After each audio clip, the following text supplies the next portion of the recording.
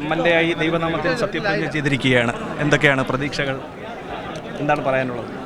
ഞാൻ ആദ്യമായിട്ട് 10ാം ക്ലാസ്സിൽ പഠിക്കുന്ന സമയത്താണ് ആദ്യമായി കേരളത്തിൻ്റെ നിയമസഭ കാണാൻ വേണ്ടി വരുന്നത്. ആ ഒരു ഓർമ്മ എൻ്റെ മനസ്സിലുണ്ട്. പിന്നീട് എൻ്റെ പിതാവ് വളരെ സീരിയസ് ആയിട്ടുള്ള ചില ചർച്ചകളും ബില്ലുകളും അവതരിപ്പിക്കുമ്പോൾ അങ്ങനെയും 3-4 തവണ അസംബ്ലി ഗാലറിയിൽ, സ്പീക്കേഴ്സ് ഗാലറിയിലൊക്കെ ഇരുന്ന് അസംബ്ലി കണ്ടിട്ടുണ്ട്. പിന്നെ എല്ലാവരും എന്നോട് ചോദിക്കുന്നത്, പിതാവ് വലിയ നിയമസഭാ സാമാജികനായിരുന്നു, അതുപോലെ ആവണം എന്നൊക്കെ പറയുമ്പോൾ എനിക്ക് വലിയ വാസ്തവത്തിൽ എത്ര കണ്ട് എനിക്ക് ചെയ്യാൻ കഴിയുമെന്ന് എനിക്കറിയില്ല. എന്തൊക്കെയായാലും പരമാവധി നിലമ്പൂരിലെ ജനങ്ങളുടെ പ്രശ്നങ്ങൾ, കേരളത്തിൻ്റെ പ്രശ്നങ്ങൾ, ആകെ ഈ 8-9 മാസക്കാലമാണ് എൻ്റെ മുന്നിലുള്ളത്. അതിനിടയിൽ അസംബ്ലിയിൽ പരമാവധി അത് അവതരിപ്പിക്കാനൊക്കെയുള്ള ശ്രമം എൻ്റെ ഭാഗത്തുനിന്നുണ്ടാവും.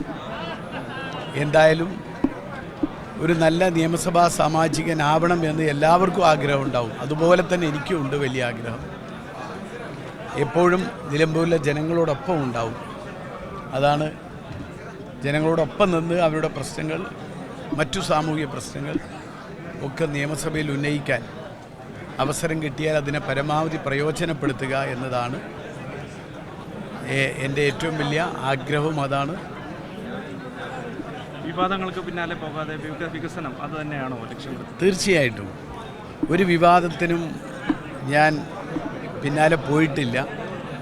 കാരണം ഒന്ന്, നിലമ്പൂരിൽ വിവാദങ്ങൾക്ക് പിന്നാലെ പോയി സമയം കളയുന്നതിനേക്കാളും എൻ്റെ ശബ്ദവും എൻ്റെ ശ്രദ്ധയും ഒക്കെ നിലമ്പൂരിലെ അടിസ്ഥാന പ്രശ്നങ്ങൾ പരിഹരിക്കാൻ ഉപയോഗിക്കണമെന്ന് വിശ്വസിക്കുന്ന ഒരാളാണ് ഞാൻ.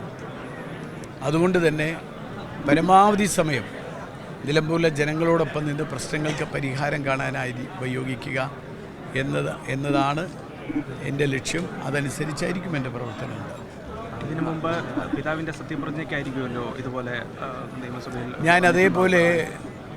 ഞാൻ സത്യപ്രതിജ്ഞയ്ക്ക് 4 തവണ പങ്കെടുത്തിട്ടുണ്ട്. പിതാവ് 4 തവണ മന്ത്രിയായപ്പോഴും ആ 4 തവണയും പിതാവിൻ്റെ സത്യപ്രതിജ്ഞ കാണാനാണ് ഞാൻ എത്തിയത്. 3 തവണ എത്തിയത്. ആദ്യത്തെ തവണ പിതാവ് 80-ലാണ് ആദ്യമായി വനം തൊഴിൽ വകുപ്പ് മന്ത്രിയാവുന്നത്. പക്ഷെ അന്ന് ഞങ്ങൾക്ക് സത്യപ്രതിജ്ഞയ്ക്ക് എത്താൻ കഴിഞ്ഞില്ല. ഞങ്ങളെ കുടുംബത്തിൽ നിന്ന് ആരും വന്നിട്ടില്ലായിരുന്നു. അതിനുശേഷമുള്ള 3 സത്യപ്രതിജ്ഞാ ചടങ്ങിലും അതേ മന്ത്രിയായ സത്യപ്രതിജ്ഞാ ചടങ്ങിൽ പങ്കെടുക്കാൻ കഴിഞ്ഞിട്ടുണ്ട്. ഒരു സത്യപ്രതിജ്ഞാ ചടങ്ങിൽ പങ്കെടുക്കുന്ന ഒരു അനുഭവം എൻ്റേത് അതാണ്. എന്തായാലും വളരെ വൈകാരികമായി തോന്നുകയാണ്.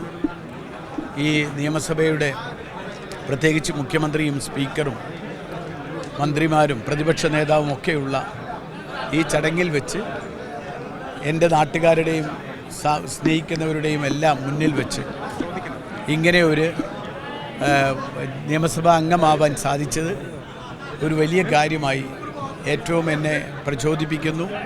മാത്രമല്ല മുഴുവൻ ജനങ്ങളോടും, എന്നെ തിരഞ്ഞെടുത്തയച്ച നിലമ്പൂരിലെ മുഴുവൻ ജനങ്ങളോടും അതിനുവേണ്ടി നന്ദി പറയുകയാണ്.